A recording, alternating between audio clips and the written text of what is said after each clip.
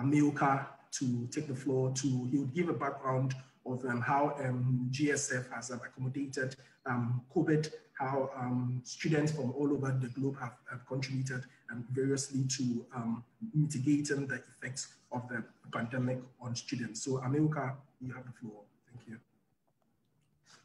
Thank you very much, Peter. And I bring everyone warm greetings from the Global Student Forum.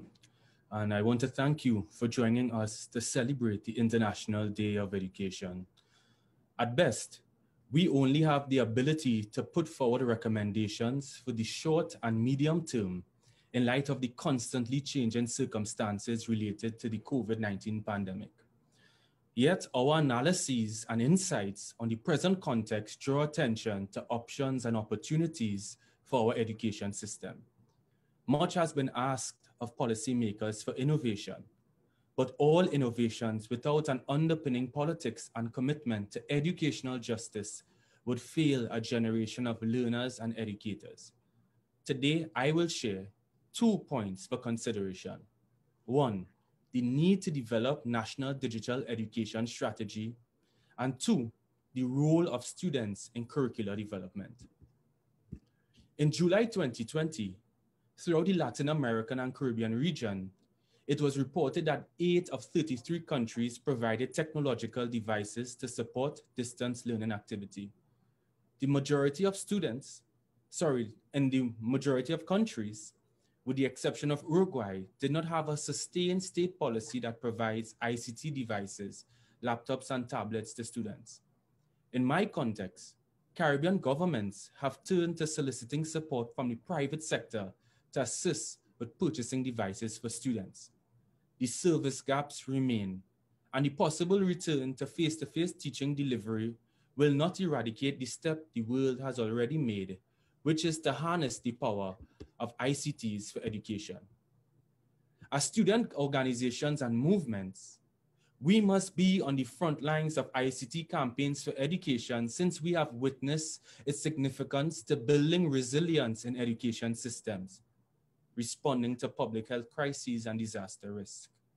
Therefore, sustaining quality education would require co-created national digital education strategies with national student unions and education planners that provide affordable technology, mass-based skills training, the digitization of learning content, and policy that clearly tackles the use of proprietary goods and services. Another challenge we face is the continuity of education and learning curricula. Decision-making on the adjustments to teaching priorities will happen on a national basis. However, student organizations and movements must have a say on the approach of governments when schools reopen and face-to-face learning resumes. Universities have shown the ability to continue curricular delivery with the least amount of disruption. But primary and secondary schools have been forced to contend with wider populations of students from socially excluded groups.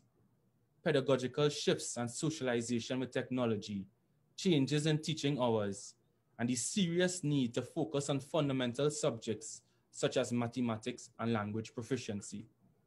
As governments deliberate on some of these curricular matters, student organizations and movements must insist on a human rights-based approach to education that radically responds to inequalities of access and also promotes teaching and learning on just responses to the pandemic, social, economic, and ecological crises of our time.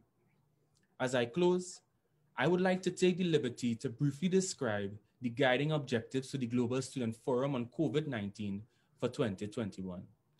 1, to challenge richer countries to invest in global education, particularly for children in vulnerable situations. 2, to call for the removal of debt and promote economically just financing for countries. 3, to advocate for the fair distribution of vaccines globally. 4, to mobilize student organizations and movements to adopt a pro-vaccine position and effectively address disinformation. And 5, to highlight inequalities and make recommendations on issues of access and uneven development in the education system during the pandemic.